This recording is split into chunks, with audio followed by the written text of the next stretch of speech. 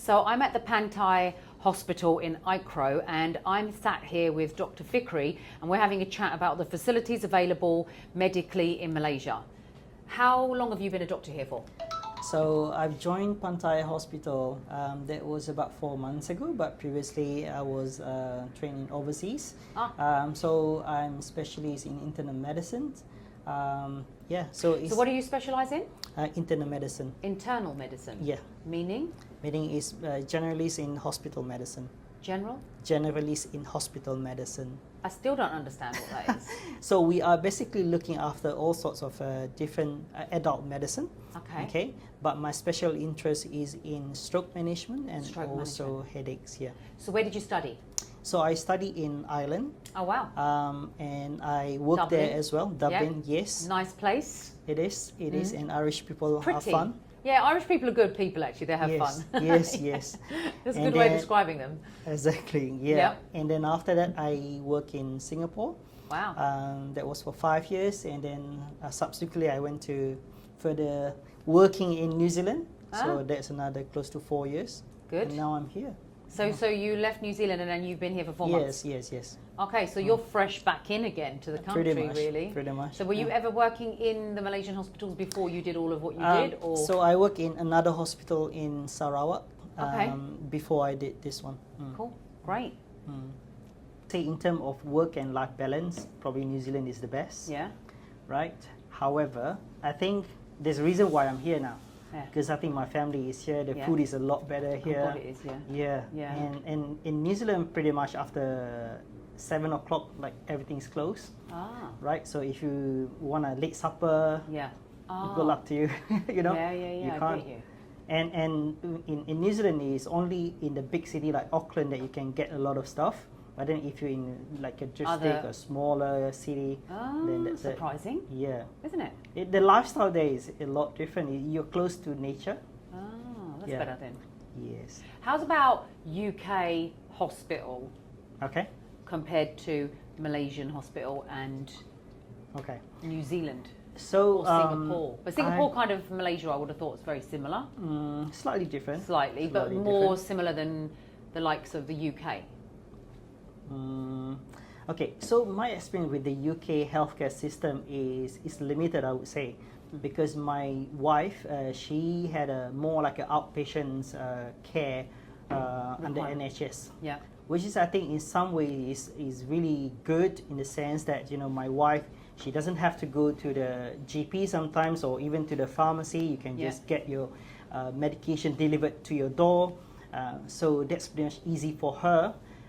When she was doing her master or PhD degree over there, even though she's not a UK citizen, but she eligible for free medication and all that. Okay, but the things that kind of really trouble us, and then is that whenever you want to get acute access, immediate treatments, then you know it's really hard. For example, she developed some things on her foot the other day, and then she called the GP, and then the GP told her to come back like next week. And by then, he's already healed. So within that 1 week, you have to go to the pharmacy, buy something, and then treat it. How long ago was this? That was 2000, I think from 2011 until 2014. It was better then. It's worse now. Oh, wow. Now it's absolutely horrendous. The medical system in the UK, which I don't mind saying, and I've said it live on many occasions, and people know it, because you cannot get to see a GP. Oh, wow. If you want to see a GP, this is how degrading it is. You have to phone up at 8:30. And you just ring and ring and ring, redial, because it's engaged. Then you get the ringing, and then you're like, oh my God, I've got a line. And then you get to the other end, and they say, sorry, all the appointments for today are taken. You'll have to try again tomorrow. Oh, wow. You're like, what? Yeah. Like, I've got, even with sick children. And my worst experience now in the UK was just,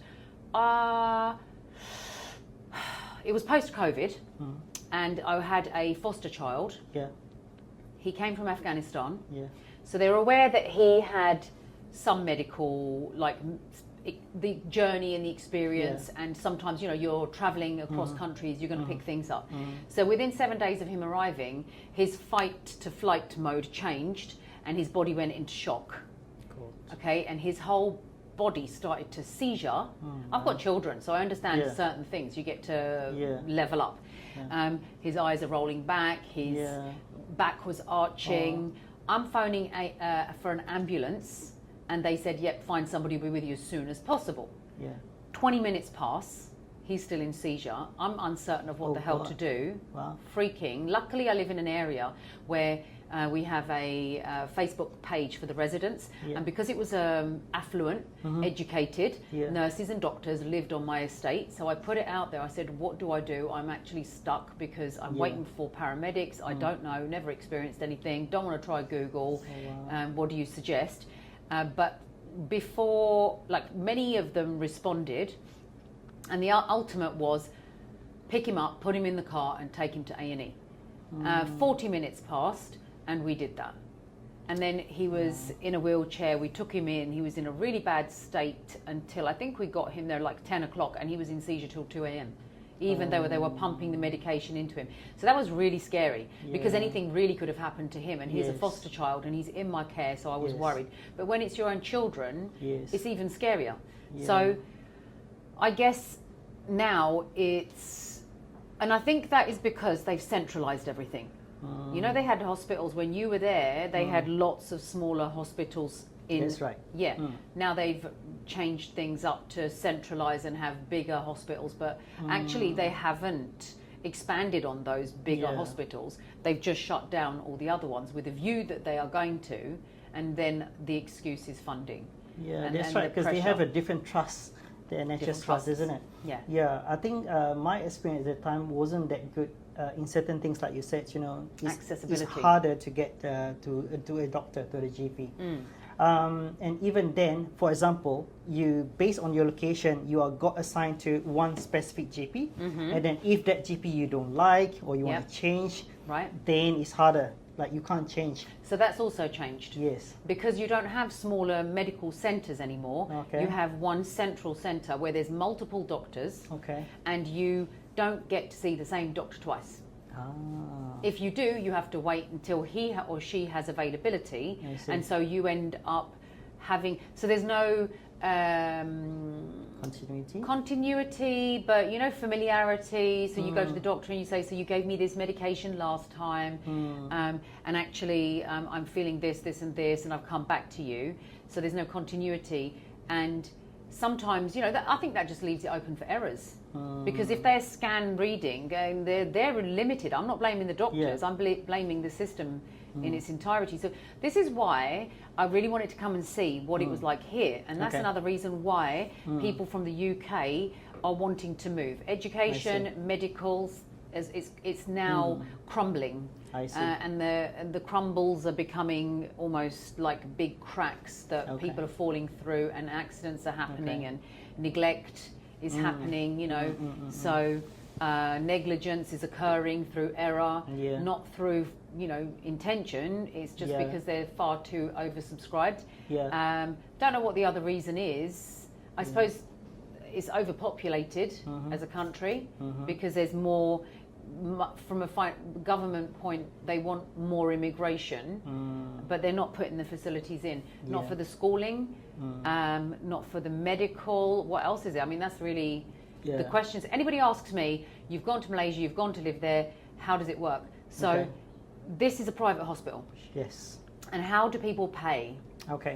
So as you know, this is private hospital. We have a government funded or public hospital and private hospital. Oh, in one? No, it's different. As in? It's different. So completely a different system. Okay, for public system, for citizens, then you only have to pay maybe RM1 to see a doctor, but obviously the waiting time will be longer, especially when you want to see a specialist. And what would you call a long waiting time? Oh, it could be months. Could be months. So maximum, really, would you say how many months if you want to see a specialist? I'll give you an example. For example, if you want to get an MRI brain, for example, then you may see about 2 to 3 months to get MRI brain in a public system. Right. Whereas if you're in private system, straight away. Straight away. Yeah. Straight away. In England, there's an 18-month waiting list to see specialists. Oh. MRIs, I've known the list to be a minimum of 6 months. That was then. I haven't looked at it myself recently because I had private medical insurance. I see. So, but I've spoken to people like my closest example is I had an operation on my back, had it done privately, and my sister and brother, because we've got DDD, and so they both also had operations on their backs. My sister ended up having hers done twice because they made errors. And my brother is still, he was actually given his procedure in a private hospital but funded under the NHS. So you can actually do that too because they're oversubscribed in the normal hospitals. The NHS, but again, lengthy waiting lists and the aftercare. Yes. That doesn't happen in the NHS facility. Whereas if you go private, I'm sure that's the same here as well, is you get significantly, measurably different aftercare. Food is different, treatment is different, everything is different. So, okay, how would I as a foreigner here, who wants to settle here, I would have to take private medical insurance? I think that's better. Have you got a rough idea of what those kind of costings are?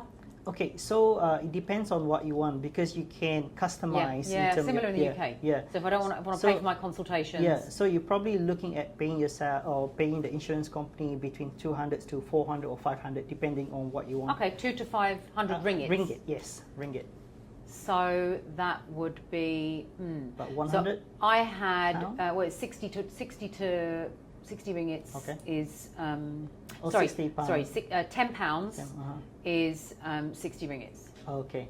So £30. So less than £100. Less than £100. So I had private medical insurance for me, and say a family of 2 adults and 3 children is circa 200 to £300. But I would pay for my consultation.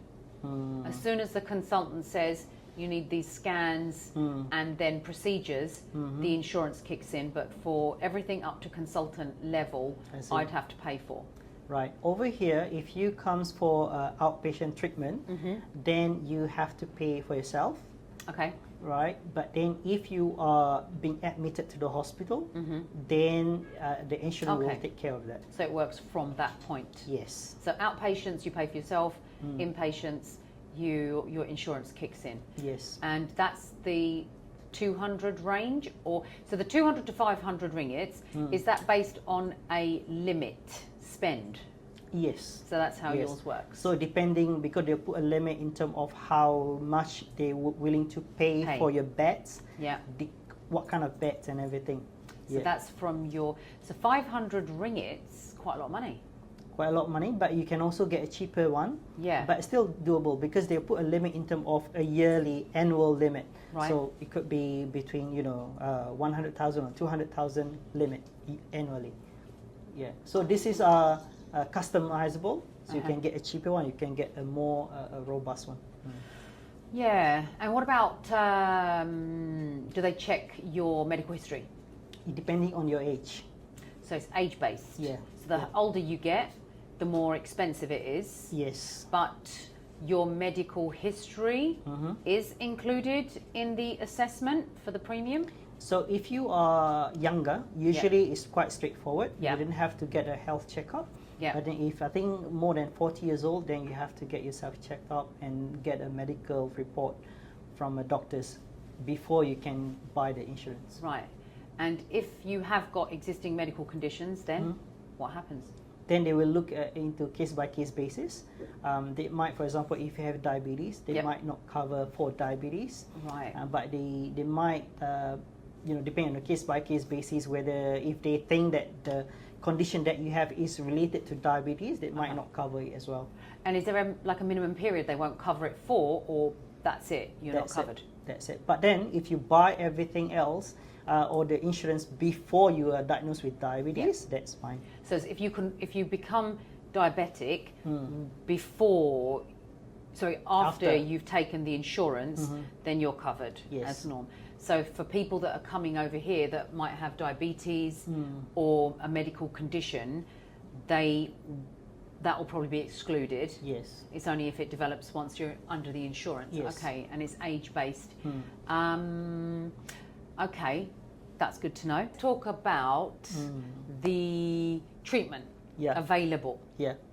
So do like everybody that works in the hospital, do they speak fluent English? Yes.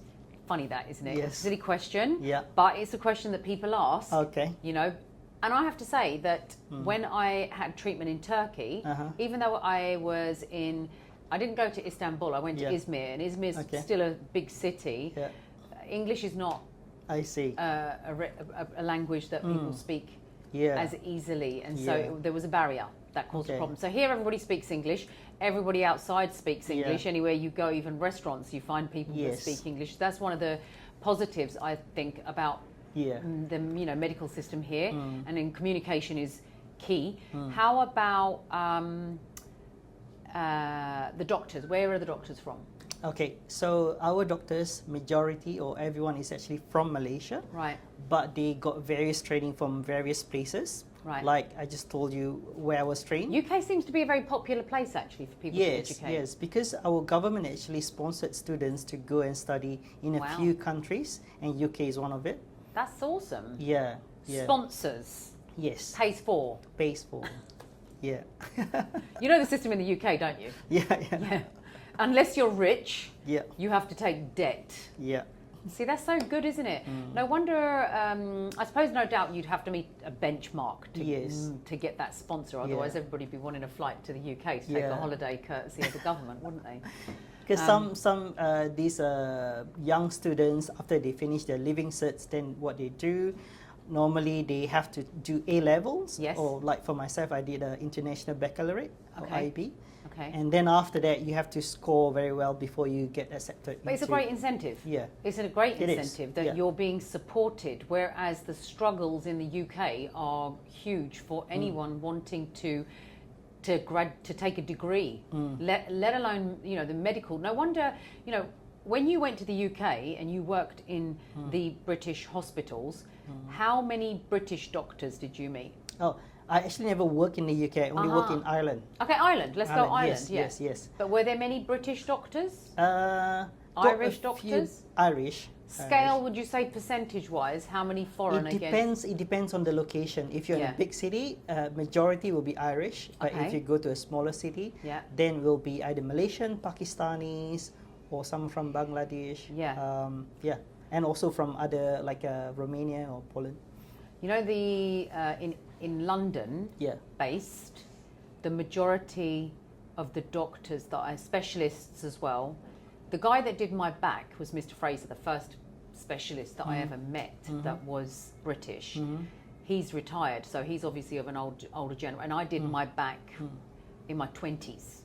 So that was back then. But if you went now, they are African, a lot of African doctors, a lot of African nurses, Filipino nurses, quite a few. Quite nice to see actually, because they've got a nice bedside manner. Okay. Indians, Pakistanis, Bangladeshis. Yeah.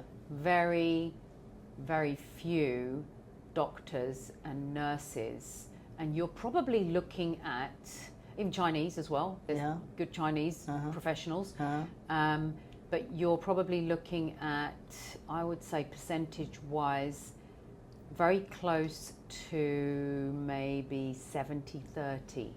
70% foreign, 30% that are actually British. Not that that matters, because I think if you're skilled, you're qualified, you're capable, that's all that matters, because you're there to provide care, and care doesn't look at any of that.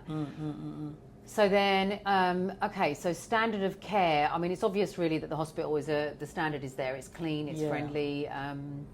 And what else could we say really is a key question? I just want to add to that, because our consultants here actually been trained, even some from the US, from the UK, some even from the neighboring country. We got the trauma orthopedics, advanced trauma orthopedics is trained in Thailand. So it is come from various places. Yeah. Is there anything particular that you specialise in here? Okay, so we are the Centre of Excellence for Orthopedics, for oncology, and also what's the other one? and cardiology. Oh, wow. Cardiology. So we do have a cath lab here. We got 5 cardiologists.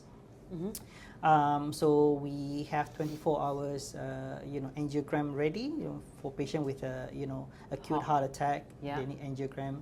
We're able to do that. Yeah. Is there anything that Malaysia could do differently to improve the facility here, do you think? You mean in private or in public? I think both, really, private and public. Is there something that could happen in Malaysia that would make it like more excellent? Okay. I would say there is a big discrepancy between the public and the private system. Yeah. Okay. Because I think mainly in terms of the human resource, because a lot of doctors in public system is overwork. Right. I think that's kind of similar to everywhere. Yeah. Because demand's greater, isn't it? Obviously, if it's less, costs less. Yes, exactly. But I think what the government can do better is if they can invest more in terms of the facilities for the public system to make it, at par with the private system. Then, if that happened, why would people pay for private when they could get it in public? That's a good question. Is there a difference in the level of treatment that you would get in public versus private? Okay, I think because when you have a lot of patients to take care of, then you spend less time with each patient. Of course, yeah. So just imagine in a busy public hospital, in a clinic. But facility-wise, have they got everything that they need? If you're looking at a bigger center, like in a KL or in a university-associated hospital, they usually are well developed and also they're well equipped with every subspecialty. Okay. But not in a smaller hospital. Understandable. Yeah. Yeah, you'd understand. The same with the UK. Your local hospital might not have a facility that they have in a London hospital. Simple example, my father had a pulmonary embolism. They couldn't handle it at the local hospital. Okay. And so he was taken to St Thomas's and they were able to deal with it there. But he died in the end because it was hours before he was seen and then several more hours before he could be moved from the local hospital in Gillingham to St Thomas's. So they did the procedure, but then I think he had another pulmonary embolism, and so even though they did the procedure to resolve the first issue, something else developed, and that's what took him. So, I think it is all about time, isn't it? Yes.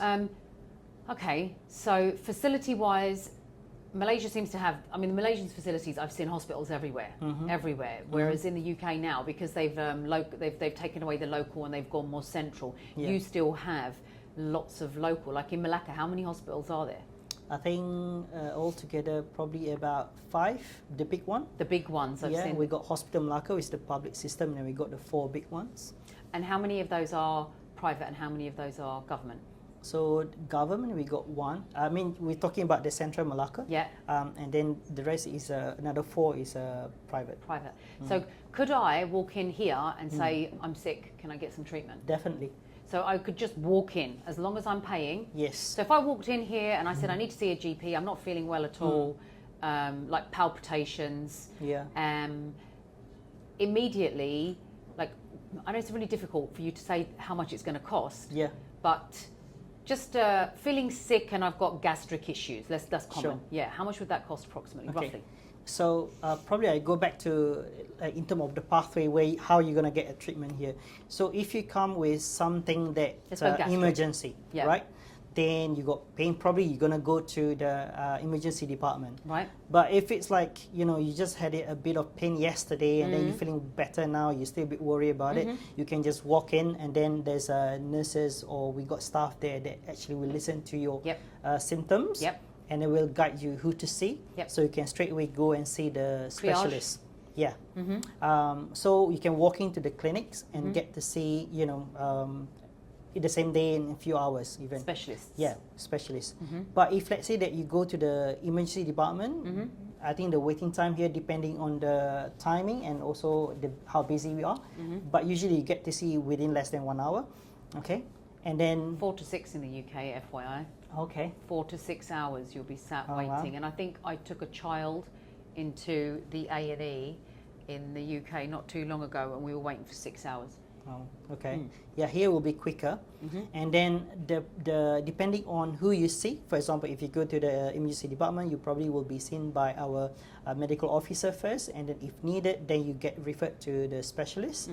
So the medical officer, I'm not sure what's the figure in terms of the cost.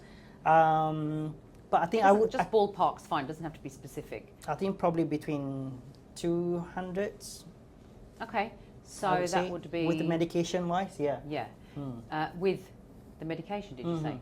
So in and out, in A&E, 200 ringgits, less than an hour. That in pounds is about 35 pounds, which if you factor that into a salary for an average man, that's 1 to 2, let's say worst case 2% of their salary. And it means you're going to get the care.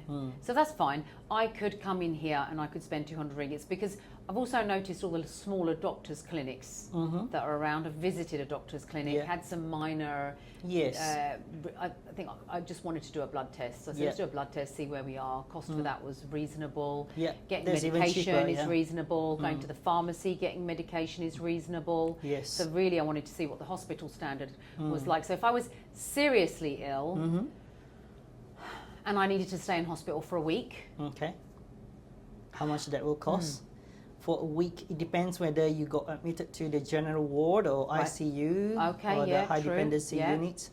So I can't give you. I think let's the go extreme. Okay. Touch wood, it doesn't happen, but like a car accident. A car accident. Yeah, and I'm in the ICU for a week, and then recover in a general ward for a week. So 2 weeks time in hospital. Okay, and plus the surgery and everything, surgery, a little bit, broke a leg. That can go between 10 to 50k. 50,000 ringgits. Yeah. Which would be what? That can be bucks then, can't it? Yeah. So, okay, let me just... That's why it's important to have medical insurance, So you talk, okay, £8,000. Yeah. 50, the minute you say 50k, it's like I fall off my chair. Because, okay, if I was to come in as a booked inpatient to have an operation on my heart, valve replacement, Mum had that, she had AF. Oh, wow. What's that cost? I can't really, I'm not sure on top of my head in terms of valve replacement here, because we do have cardiothoracic, we can't do that. We actually can do it here. But I give you a simple example. For example, you want to have a stent put in, right? Stent, heart attack, right? Happens, okay. The stent, depending on the how many stents, so that can be between 25 to 30k, 30,000. That's for the procedure itself, plus other post-op care. Still better than £10,000. I mean, back when I had my back operation done, the value of, because obviously the insurance paperwork and what the private care cost, it was £15,000. You can easily double that now, £30,000. Okay. So now times that by 6, and that'll tell you what it would cost you here. A hell of a lot of money, basically. So I think what's really important for people coming over is to know that worst case scenario, if they didn't have insurance, it's still bearable. The cost is still bearable, and they can still go private, and they can still get immediate medical assistance. They can still go to government. So if I wanted to, and I didn't want to come here, I could go to a government hospital. Would the charging be obviously different for me? It's different, still fairer, would you say, than a private hospital, or? It's cheaper. It's still going to be unsubsidized rate, but it will be cheaper than a private. So I could just go to government if I wanted to. Yes. Okay. Definitely. So that's the really important. But I would strongly advise to get a medical insurance. Yeah. I haven't got it yet, but I am going to get it. We do need to get private medical insurance, actually. Some of the things that we were thinking about. And that's our next step. So how easy is it to get private medical insurance? Like, where would you go for that? Just go online, or your bank? It's very easy. It's very easy. If you know anyone, there's an insurance agent. Lots of agents everywhere that are selling. And are there lots and lots of different insurance providers? Lots and lots. Oh. Yes. So how do you choose? how do I choose? I think it depends on who approached you, and then yeah. But I think there's a few good. I think I noticed you have got AXA PPP or Prudential. Yes, we got AIA, we got Great Easterns, we got a Prudential. Yeah, because Prudential's British. Yeah, so many. Yeah. So they're offering insurances here. Here as well. Yeah. It's good to know. Yeah. Is that insurance, in your experience of working with these, one of the more expensive ones, or? I would say it's reasonable. I would say reasonable. So I could have really. So just to give you such a rough idea, for my sister, she's young. She's I think 25 years old. Okay. Right. So she's paying probably about less than 200 ringgit for her health insurance. Whereas for me, because I choose certain, because I customize based on myself. Yep. So that is about less than 500. Right. For myself. So you can choose, even for me, if I want to pay for 300 per month, that's okay as well. Yeah. Do a lot of employees in Malaysia, do their employers pay for their private medical insurance? Yes, certain companies they do. Yeah. Certain, or would you say the majority of people that are employed? Like the semi-professionals? I would say it depends on how big the company is. Right? Yeah. For example, I used to work in other part of Malaysia where we have Petronas, all these LNG, oil and gas. Yeah. Then they pay everything. They even pay for the outpatient treatment as well. So, the range is huge. Similar to because what I found in the UK as well, though, now is that even base level, some jobs are now offering because they're bigger firms. Yes. The bigger the firm, the greater the medical insurance access for the employee, which helps. Yes. Okay, that's good to know. Let me just see if there was anything else. Was anything you wanted to add? Anything you wanted to say at all? One thing is that I would like to mention that Pantai Hospital Aikaro, we're also doing a part of the health tourism as well. So we do have patient that comes from Indonesia. Right. So they come over and they get treatment over here as well. Somebody mentioned that. They said that the hospitals, because the hospitals in Malacca, I think there's something about this area having Indonesian? Medical tourism. Yes. Yes, that's the word. Yeah. So people from other countries come here for treatment. Yes. Tell me a bit about that. So I think in Malaysia we do have a few hospitals that are actually accredited for health tourism. Yeah. Okay. So Pantai is one of them. So our clients comes from Jakarta even.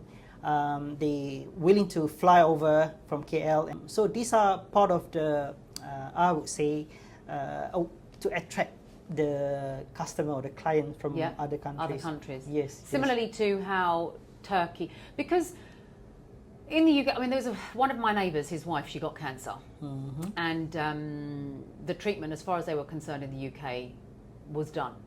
They couldn't go any further. Yeah. And I don't believe, I've had it straight from reliable sources that cancer treatment in the UK is behind. The machines, the equipment that they have is at least 10 years behind other countries. So actually, what's the cancer treatment like here? I'm not sure about the UK. Standard-wise, any ideas? I would say standard-wise, we should be on par with the rest of the world. Yeah. And so at the moment, would you say the international patients that come to you are from Indonesia? Have you had any other countries? We do have from, I think some Singaporean also comes over here to get the treatment as well. Yeah. Anywhere else? Occasionally, who like yourself, expect to come over, who's living here. Yeah. But I think I mean somebody that travels specifically for this. I would say mainly from Indonesia. Yeah, because I suppose for like UK countries like Turkey are closer. I mean, she did actually go to Turkey to get some treatment. She went to India as well to get treatment, and then I think that reached its capacity, and then somebody said to go to Turkey, and so she did live a little bit longer because of the treatment that she had in Turkey. But again, it was a case of the longer you leave it, the worse it gets, and the less likely any treatment's going to be effective.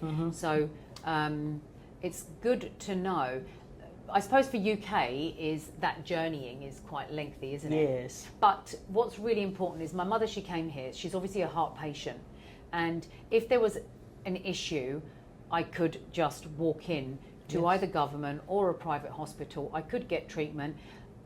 The worst I could pay is still not tragic when you're converting to pounds, because, you know, and if you were to try and so rather than it being a required treatment, it's an emergency treatment, it's still something that somebody that comes here, or even if they're on holiday and they have no travel insurance or anything like that, they can still do that. But living here, it's wise to have the travel insurance long term. Yes. Okay, cool. I don't think there's anything else that I want to ask. I can't think of. A walk around, have a look and see if facilities would be good. Yeah. We can have a chat while we're doing that.